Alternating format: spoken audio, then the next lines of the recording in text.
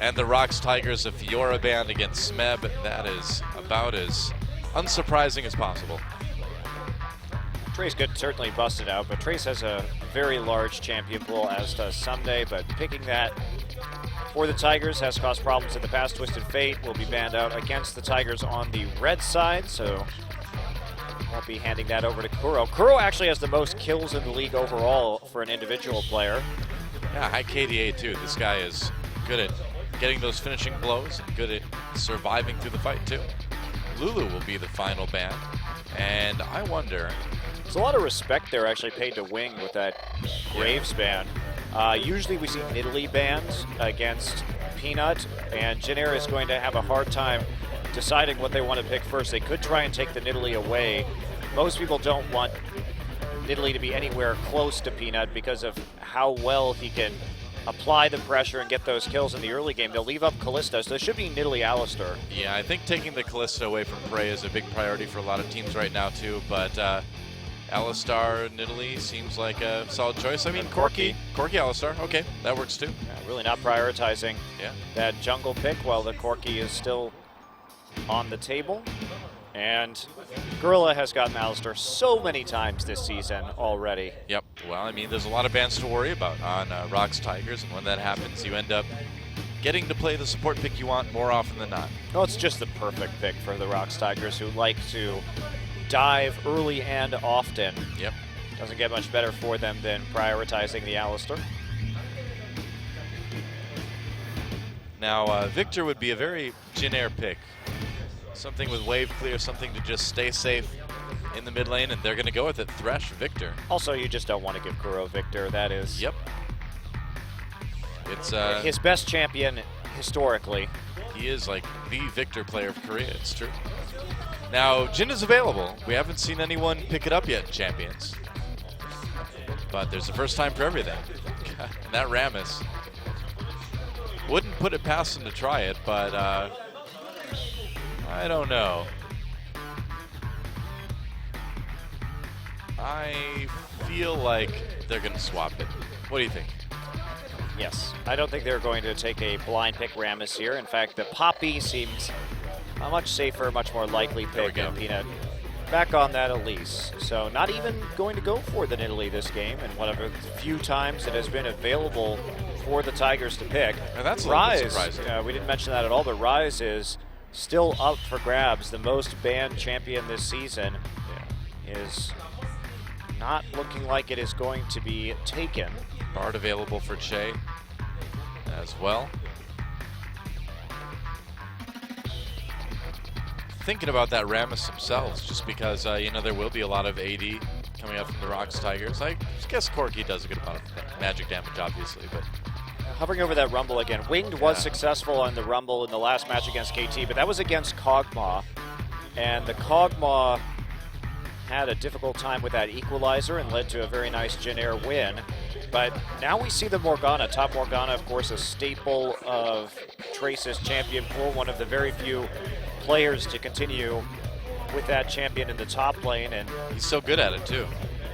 Getting that Morgana. Yeah, getting that protection down now for the rest of his team, deciding that they've got enough damage and trying to punish the low Poppy wave clear early on. He plays very close to the enemy turret and just constantly chips away at it.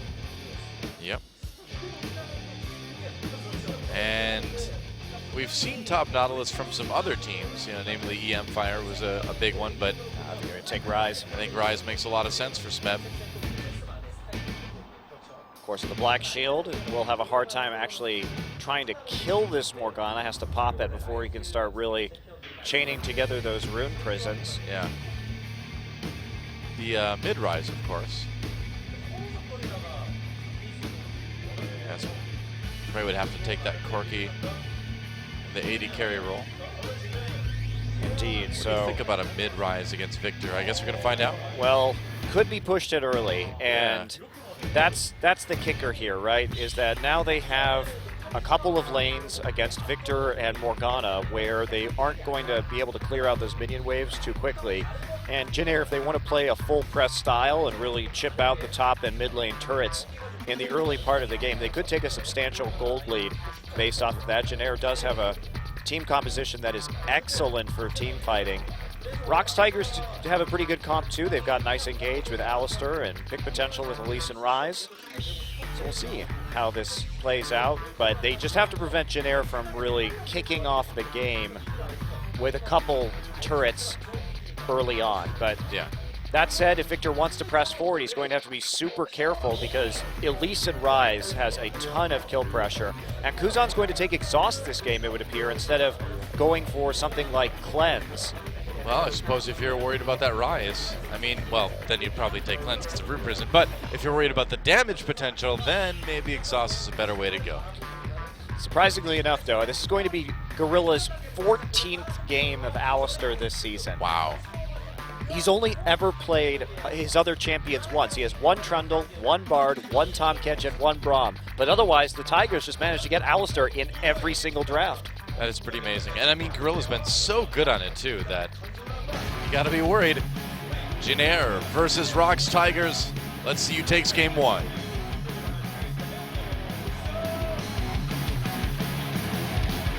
Everybody wants to rule the world. There's a room where the light won't find you. Holding hands. Welcome to Summoner's Rift for our first place versus second place match here on Champion Spring. JinAir GreenWings versus ROX Tigers. And you know, one interesting thing we didn't really talk about too is that JinAir is one of those teams that generally has a gold lead at 15 minutes, but still has the longest game time. Yeah, they don't close very well. Yeah, but will they be able to have a gold lead against the ROX Tigers? Who have an absolutely massive gold lead in the early game most of the time. It's like 1,200 gold, I think, right now is their average lead at 15 minutes. I believe JinAir is around 990, if I remember right.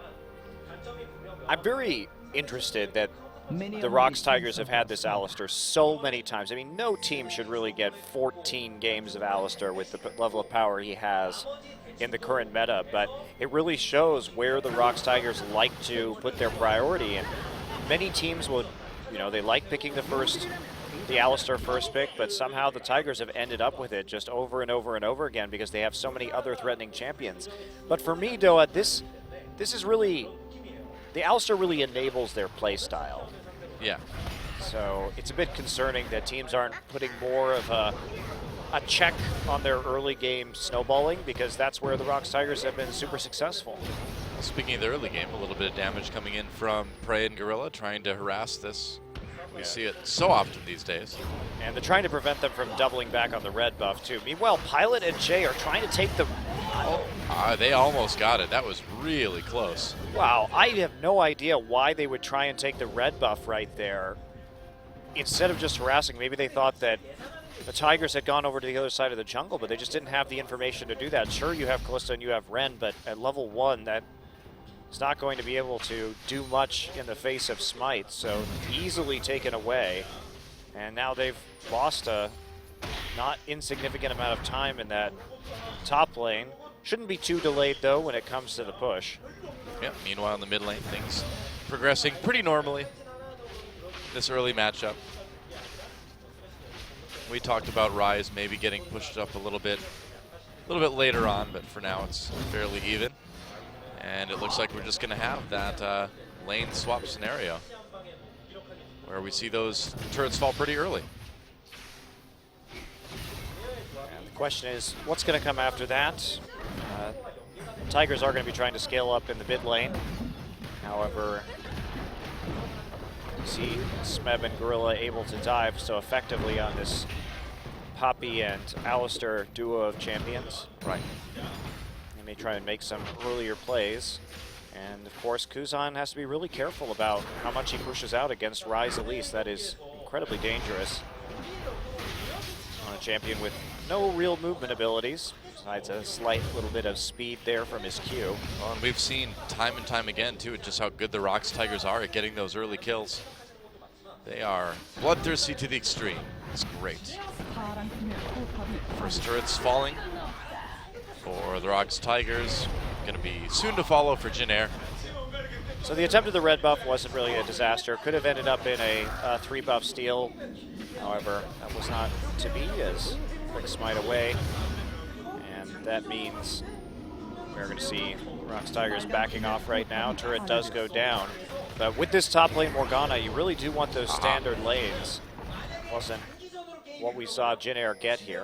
Peanut Gorilla maybe trying to find Winged here, and I think they will. Wing could be in trouble. Prey coming from the side. Over the wall comes Gorilla, and first blood immediately goes over to Peanut. And what can you say? That's the ROX Tigers. 65% first blood rate for Peanut. He does it again. However, that rumble being there, so that's a pretty big mistake from Winged. He knew that the turret was taken first on the bottom side of the map and the recalls were coming through. To be so bold as to walk up and try and take the enemy Krugs when your enemy takes the turret first, pretty sloppy jungle play by him. They easily sniff him out. And Peanut is very likely to be on that side of the map too, because in these lane swap scenarios, the jungle will follow the strong side of the map wherever they are as the AD carry and support recall to take the second turret. That's standard lane swapping these days, and he just really gets caught. Oh, Smeb getting harassed quite a bit by Che. Not too phased by it though. Oh, he's going to bring in Trace though. Smeb has to flash. A little bit of counter aggression too. Oh, flash, dark binding doesn't land for Trace. That was so unlikely to hit. Yeah, well, when you're playing against ROX Tigers, you know, you want to try to equalize that early aggression, I guess. I guess that was the thought, but tough to hit those. Very tough, and that's going to delay their take on this other turret also, because even though Kalista was working away at it, didn't have one of the other members, but again, it should still go down at about the same time, but that slight delay rather on the red buff did cost them that first blood. We'll see if it costs them anything further in this game. Yeah.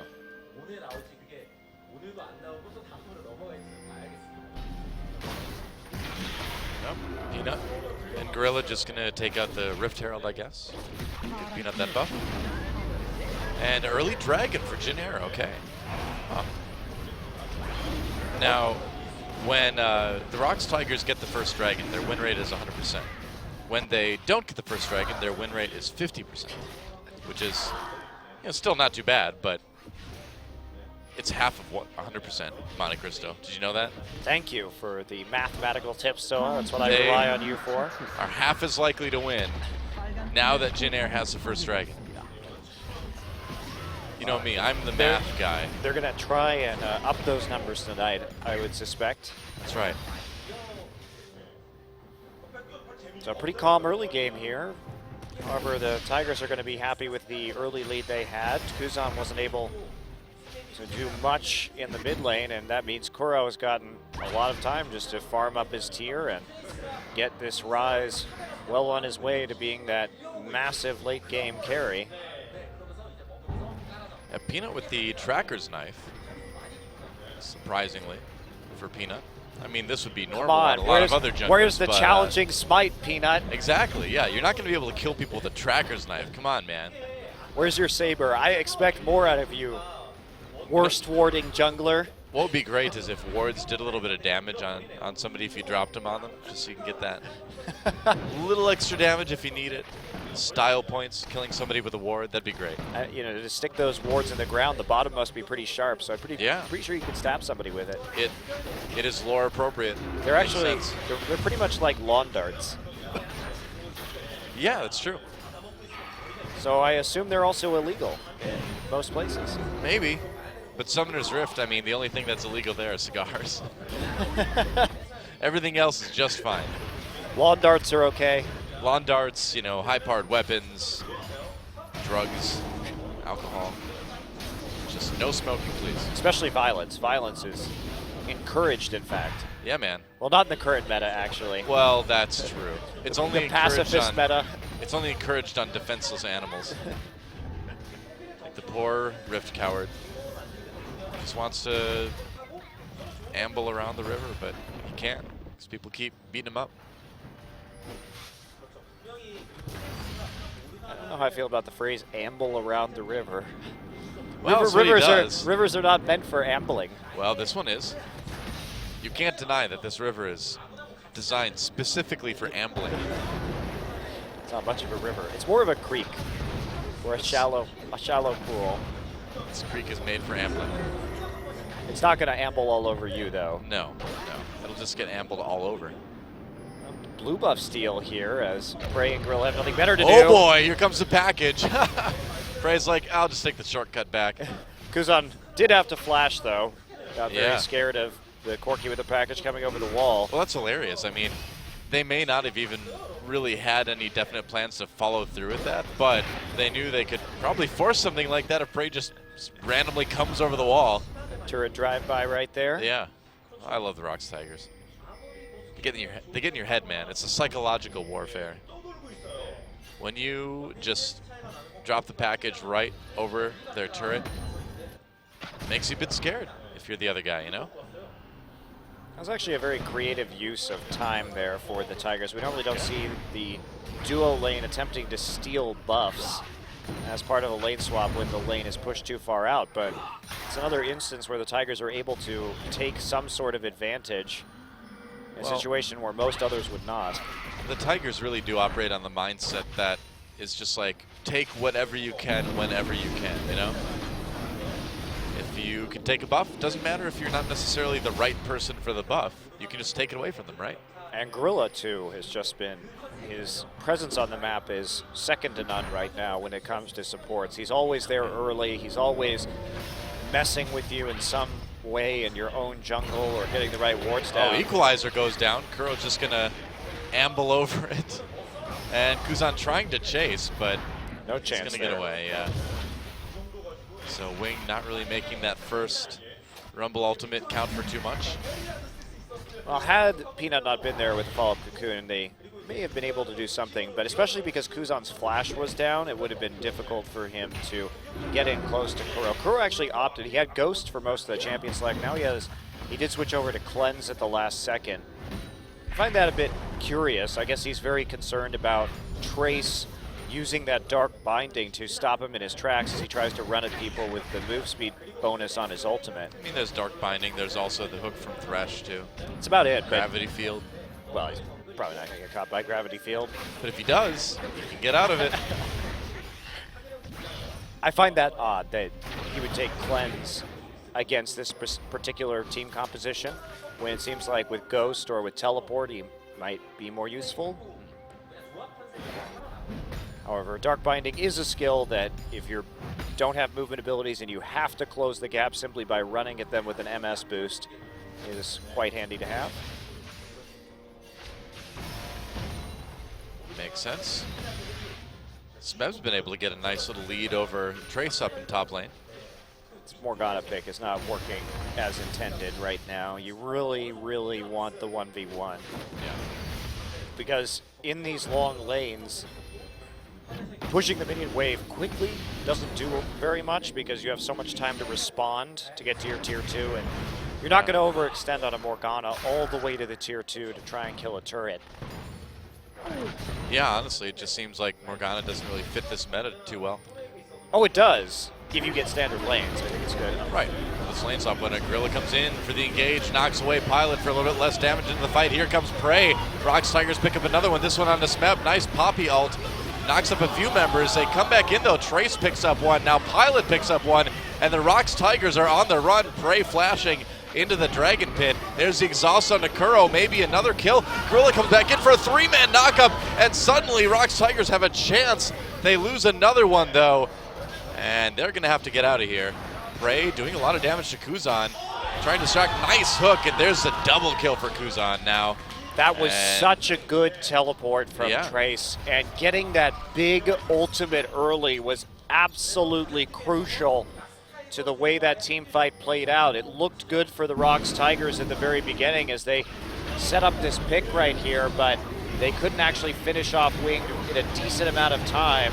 And look at Trace coming in right here. Like you said, the Poppy ult gets a nice knock-up, but then Trace shows up and this Soul Shackle does so much. And then once you start losing a fight, JinAir is very good at chasing you down afterwards with the Callista and the Morgana. They try and turn it one more time, but They just don't have the damage quite yet to burst down Kuzan at the end, and Prey basically just dies so that Kuro will be saved. Yeah, well, come late game, that Rise is going to be doing a lot of damage, so might as well get him off to a good start. Speaking of good starts, JinAir certainly has one with the Dragons. That's 2 in a row now for them. That's going to be their main hope this game, because the ROX Tigers, they may have lost that fight, but they still have a gold lead. And with this Rise... Big gold lead, actually. Yeah, this Rise stacking up. There we go. Takes away the enemy blue buff, and they will turn onto the Rift Herald instead. They will be able to do quite a bit here. Yeah, JinAir taking some of the ROX Tigers jungle as well. But it is interesting to see a fight like that and then look at the gold and realize that the Tigers are still 1,000 gold up. It's another instance where they can't take a turret off of it. They can only get their second dragon for JinAir, but it is an early second dragon. Yeah. So perhaps they can turn this into a win with a 5th dragon stack. Coming through at about the 30-minute mark. That's going to be quite early indeed.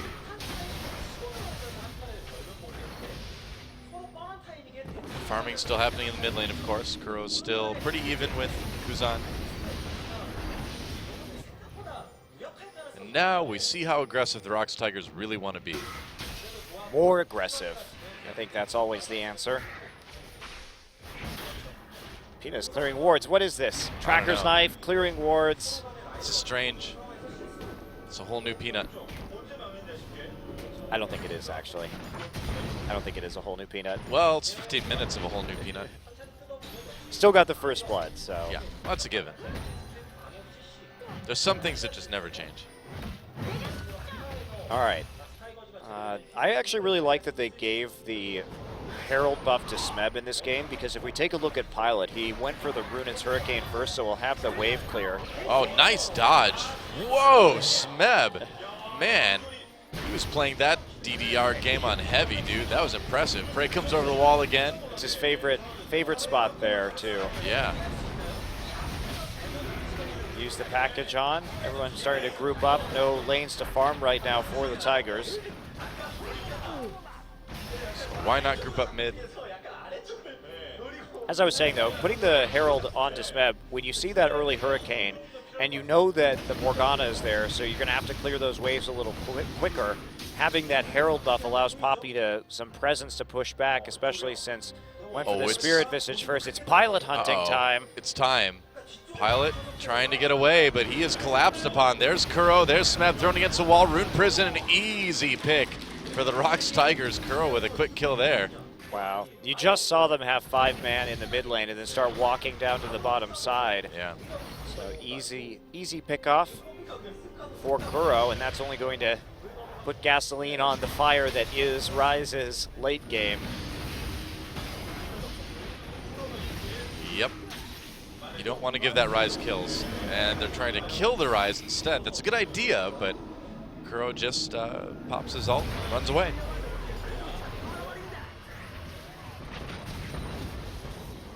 Hello, Krug. Thanks for visiting. He's not visiting, he's always there. We visit the Krug, really, don't we, though, with the camera? We do. The Krug should be grateful to see us. It's usually not grateful, though, when it sees us, because that probably means it's dying. Well, I mean, we're not the ones doing it, though. At least not while we're casting, anyway. We're still watching it as it dies every time. We don't get to see it for most of the game. Impassively, uncaring towards its plight. The plight of the Krug. So much terrible violence. Terrible, pointless violence.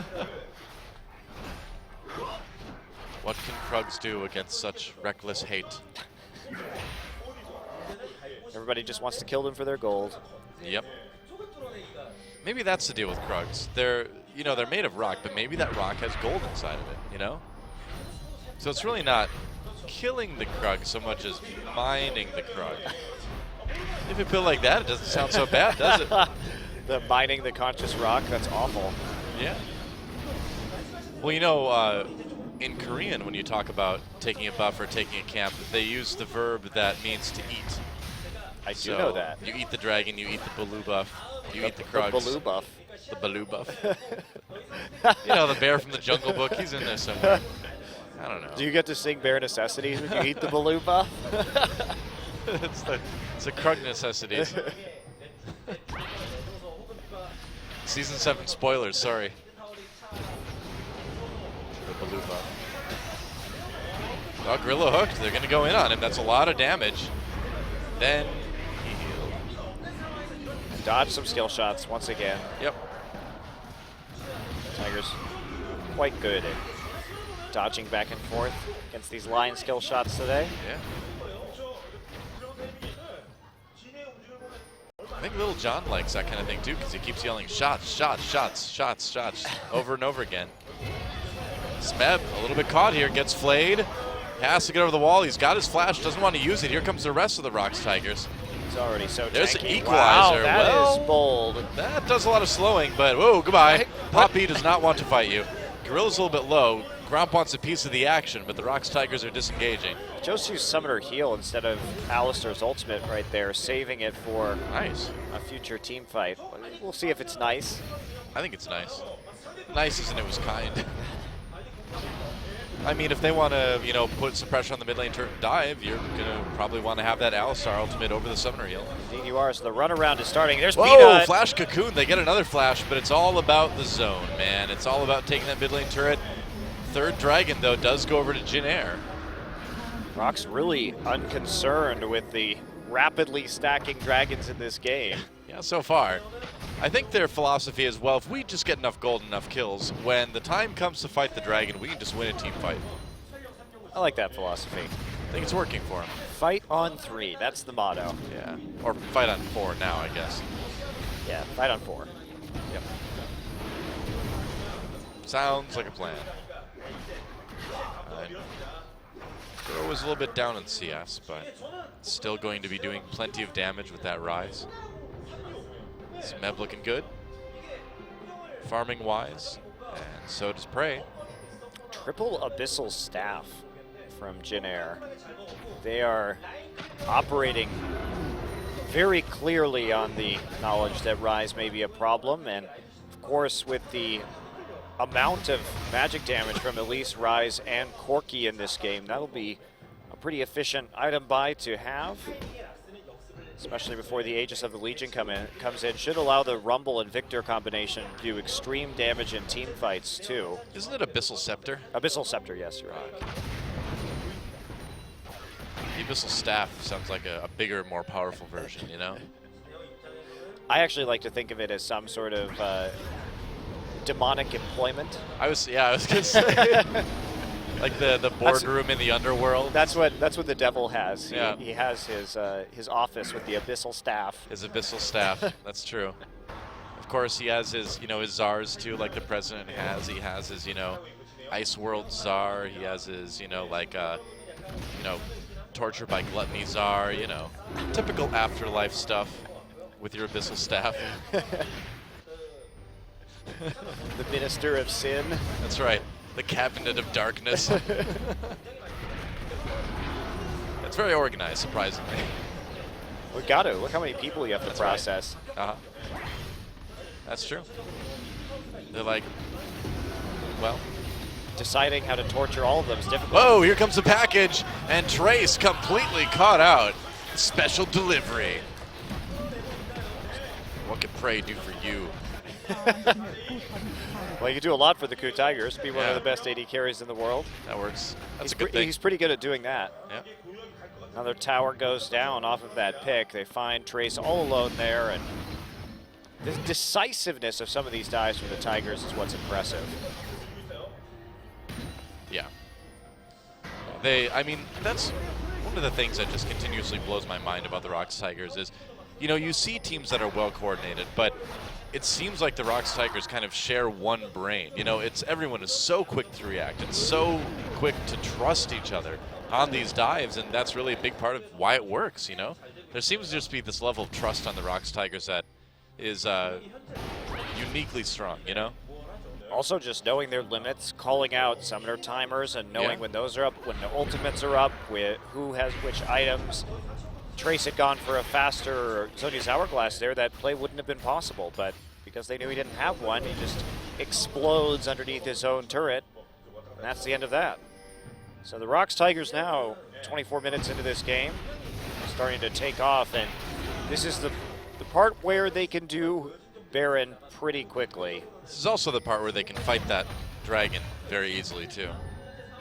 Well, they have to at this stage, Doa. They don't have too many more options unless they want to live under the specter of 5th dragon for the remainder of this game. Nobody wants to live under that specter. It's a very scary ghost. Yeah. Apparently nobody wants to watch the movie Spectre either, I heard.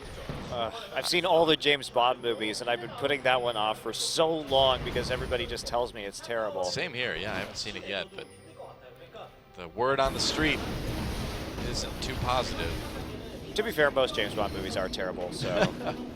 But in a charming Sean Connery way. Not anymore. Not anymore. Yeah, it's been a long time since they've been charming in a Sean Connery way. I'll just stick to my Fast and the Furious franchise. Those movies never get old. Oh, yeah. That's a sentence that you said. Those movies never, the Fast and the Furious movies never get old. Dude, totally my guilty pleasure franchise, man. I love those movies. I've only seen one. They're great. And not the first movie. I was talking about one. I was talking about Tokyo Drift. That's the okay. single movie in the Fast and the Furious franchise that I have seen. I like that one. It's fun.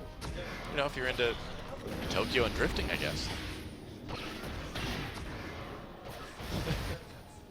It is good. Which I take it you are, from the fact you never get tired.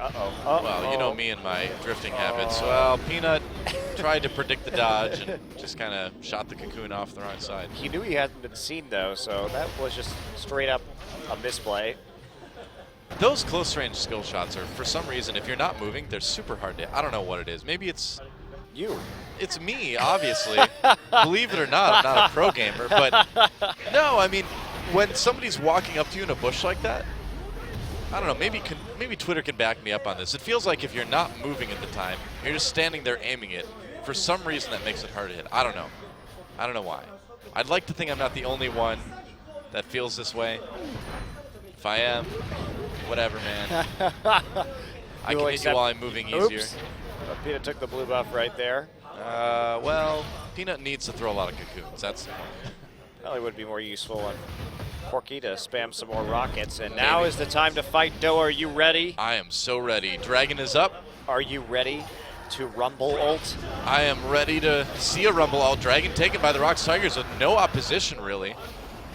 JinAir really needed that Dragon. Yeah, well, they didn't really fight for it. Here comes Smeb. He's like, hey, is there going to be a fight? Hey, Trace. Oh, Black Shield prevents him from being pinned to the wall. Gorilla still has that ult. He's got low health, but he can go in. That'd be risky. Even through his ultimate, he would die pretty fast there to the combined focus fire of 5 people. Not willing to go for that quite yet. Smeb there, not the best teleport. JinAir actually makes a good play on the mid lane turret to take that down and complete their destruction of the outer ring for the ROX Tigers. Time to start playing around Baron then. I think you're right, Tigers. I think you're right. Aha, see, Prey took the Rift Scuttler. He's like, all right, you need to pay me for that blue buff, man. It was worth 78 gold. Are they doing Baron? Yeah, they seem to be. We'll never know. Gorilla's members. No, they are. Okay, yeah. They were doing it 2-man, and now, here we go. Well, that's a fast Baron. And Equalizer goes down. They got to finish this. They're low health, though. A little bit dangerous. They get the Baron, but they may pay for it. JinAir comes in, kill right away onto Gorilla. We'll see how many they lose here. That's 2 now. 2 for 2. Peanut repelling away, nowhere to go, comes back down, can't quite execute Wing. So in the end, Prey and Smeb escape. It's a 1 for 3. That was a split call there from the Tigers. I don't know what actually happened to Peanut Smite because I was trying to watch it. Corky ended up taking that Baron. It was just probably panic used early. It wasn't up. It wasn't up at all. Wow. Wow, that was super bold. And they saw Wing there start face checking it. They're actually lucky they got away with that. Yeah. I mean, it kind of seemed like, okay, you guys distracted mid lane, we'll take the Baron, but the Baron just ended up being a little bit tougher than they anticipated. Well, it was a very sneaky Baron, right? Yeah, of course. You see their tank in the mid lane, and you don't think that they're two-manning it off on the side with an Elise and a Corki, Right. because Kuro showed up pretty late to that just to help finish it off. Unfortunately, they don't get that much success out of the sneak. They still have Baron buffs up, though, and it is on Smeb, who's going to be split pushing, and nobody can really stop Smeb's split push. Yeah, they can kind of organize a 4-1 with this for a little while, can't they? Yeah, Trace has his TP up though, so that's going to be a factor. If the ROX Tigers get collapsed on, they are going to have to push a little bit more cautiously. It's still a net win for the Tigers because they didn't take a turret off of it, and they didn't.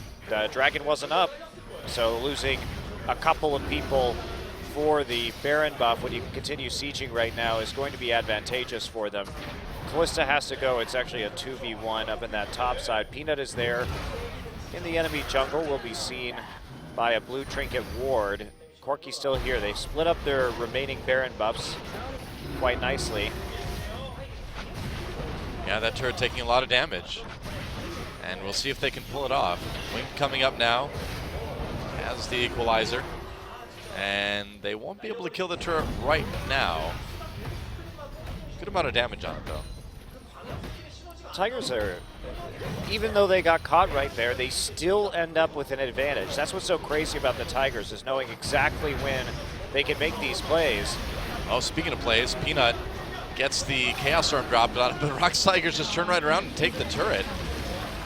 Shay may have hit a hook there, too, and they thought they could blow up Peanut, but it didn't quite work out. So now the ROX Tigers shifting over the top lane to take that tier 2 there. There's no counterplay against what the Tigers do, really. Enough people lived on that, and because they were able to recall and get back, any push that would have come down from JinAir would not have been very effective, because they could have just defended with the Baron empowered minions. And the equalizer was also down, so they didn't truly have an opportunity to dive afterwards. JinAir is playing this game pretty well. It's just the Tigers will make these calls, and even when they lose, it looks like they're losing. They actually end up with a victory, a net victory, by the time the dust settles on whatever play they're calling. It actually is super impressive. It is kind of crazy, and now they've got a near 6,000 gold lead, which seems like it'll just keep growing. Peanut's Elise build, Rylai's Abyssal Scepter. Why not, man? It's Peanut. Had to make up for that Tracker's Knife, right? Going with the AP items in the end. No He's like, tankiness here. He's Dead Man's Plate. What is that? Well, Peanut's like, no, it's tanky. I mean, Rylai's has some health. I mean, Abyssal Scepter has some MR. Got the MR. I'm not going to be blown up by Victor or Rumble anymore. So Peanut's fine. Okay to build damage. Dragon should be coming up pretty soon. See if ROX Tigers can pick up the second, but more crucially, keep the fourth away from JinAir.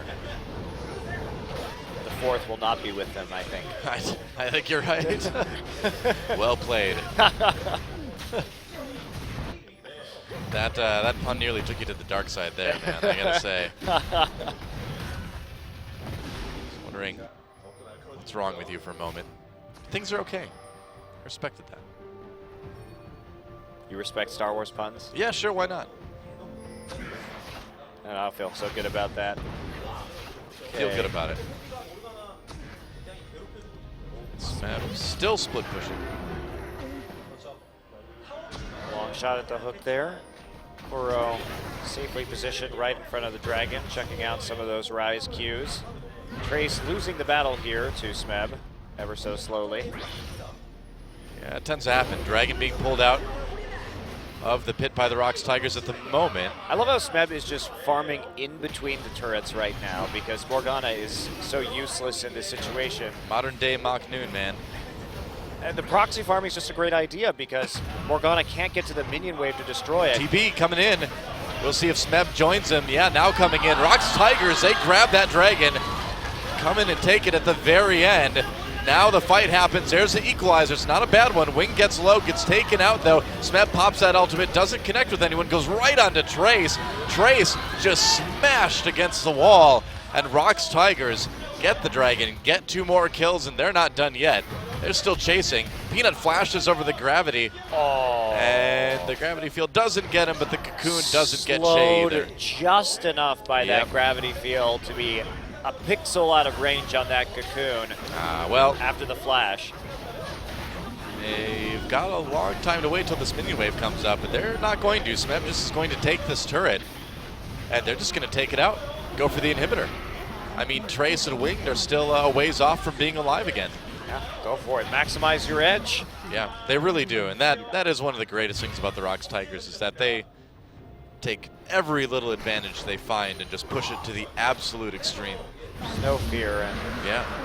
Wing tries to lock them in the pit here with the equalizer, and that buys some time for Kuzan and Pilot to be on the outside, but Kuzan is exhausted pretty much instantly there by Gorilla, and then the re-engage comes through for the ROX Tigers. They pick up a couple of kills as they concentrate fire on the people who were actually stuck in the pit right there, and oh, so close. Very close.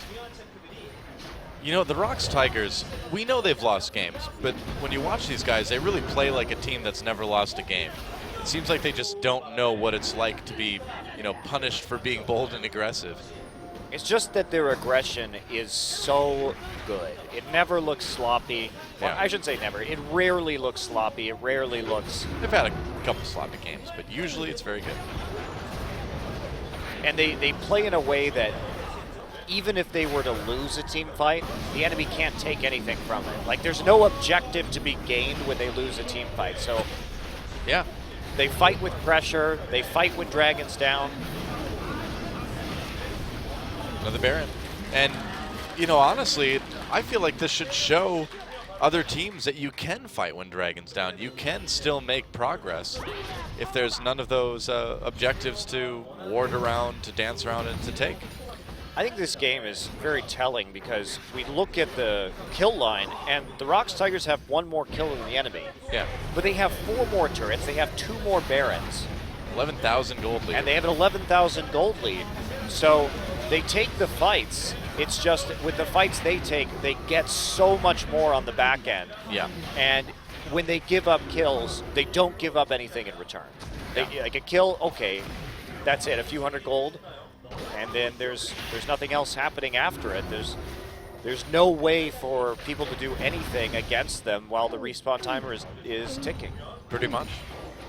Top and bottom inhibitors out of the way for the ROX Tigers. Only one remains in the mid lane, and with this Baron-powered push, it seems hard to believe that they wouldn't be able to take it. They're taking a little bit of damage from the Death Ray there, patiently waiting for the next wave. They're going to actually attempt to hook that cannon minion. Yeah, got him eventually, but the next wave caught up right away. And now that turret's coming down. Here we go. Equalizer tries to stop the ROX Tigers from coming in. Doesn't exactly do that. Wing goes down. Box gets dropped as well. Peanut repels to try to keep alive. Crow gets exhausted. Doesn't really matter though, does it?